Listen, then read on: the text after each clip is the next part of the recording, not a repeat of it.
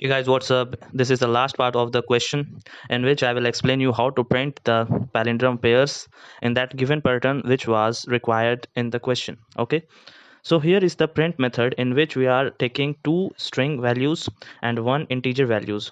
These are the parameters GUT in which we are taking the values. What are the values? Let me first tell you.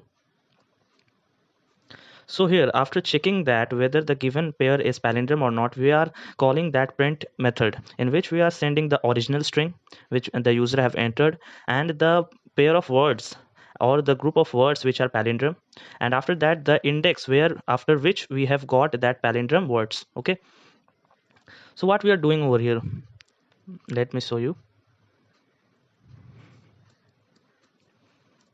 Suppose that some string like this is printed in which npn is palindrome and lhl is also palindrome. So what we are doing over here, in G we are getting the original string a s n l h whatever it is, and after that the string u. First of all we get the npn, the last palindrome word before which we are getting lhl, but first we get this in the checking part of finding that the given word is palindrome or not. We will get npn first and after that lhl. So we have got npn in u and the given string in G, and the index where we have got after which we have got that palindrome word. So here the index of n will be stored in T, and after that h will store g dot length. G dot length means what? G dot length means the length of the original string input by the user. G will store the length of the given string, and y is equals to 0. Why y is equals to 0? I will explain it later. And after that, for int I is equals to 0, I less than h, I plus plus. Here is a for loop which will start from 0 and go till h minus 1. H minus 1 means what? H minus 1 means the length of the given string minus 1. Okay, after that I plus plus, it will increase. Okay, you know all that. Here is a if condition which is very important to understand. G dot caret I is equals to u dot caret y. So what we are doing over here, we are finding the index.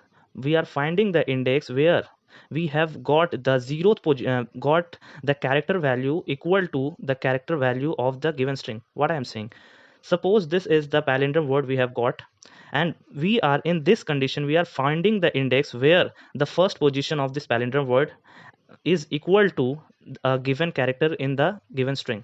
Any character, it may be equal to the equal to any character in the given string. Okay, after that we are checking y is equals to 0. We are checking that whether the value of y is equals to 0 or not, because in one print statement, suppose this is the first print we have got.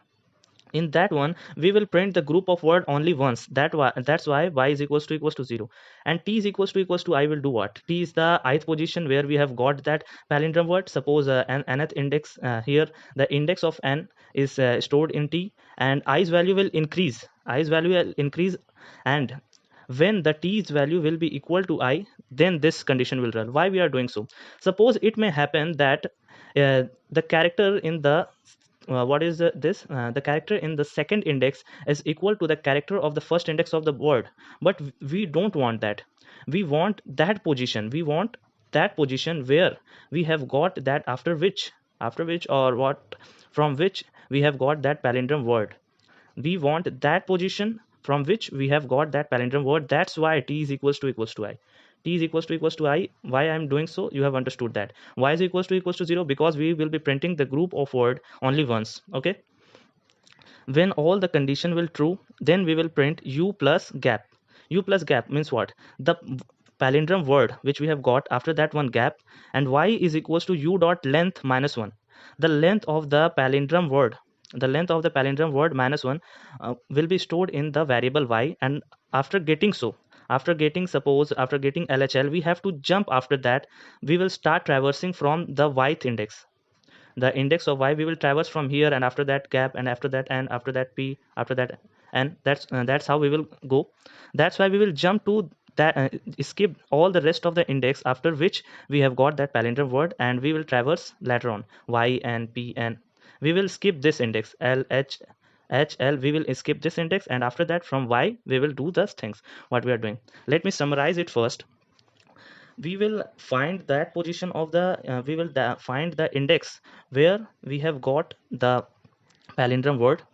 And before that, what we will do, we will normally print those characters g dot characterize. Suppose we haven't find that index where we after which or from which we have got the palindrome word. Until that, we will print one character with gap, one character with gap, one character with gap. Okay, so we are printing that. So what this is how it's moving. We haven't got that position, from which the palindrome word was found. So we are printing a gap, s gap, n gap, l gap, h gap. This is how we are printing. When we get that index from which the palindrome word is found, we will print that palindrome word. And after that, we will skip those index which are inside that word, which are inside that palindrome word. We'll skip that, and after that we'll print like this. Here there is no character present after skipping this p and n, so that's why there is no character printed. But in this case, we have got y and p, and after skipping this ones, that's why it is printed. Okay, so I think you have understood. Let me tell you once more. We will find that position from which we have got the palindrome word. Before that, we will print the character and gap, character and gap, and after finding that, we will print that group of letters. And after that, we will give one gap. And if there is character after that group of letters, we will again print in the similar manner, as like this, y and p n. Okay, so I think you have understood that. So this is for today. Bye.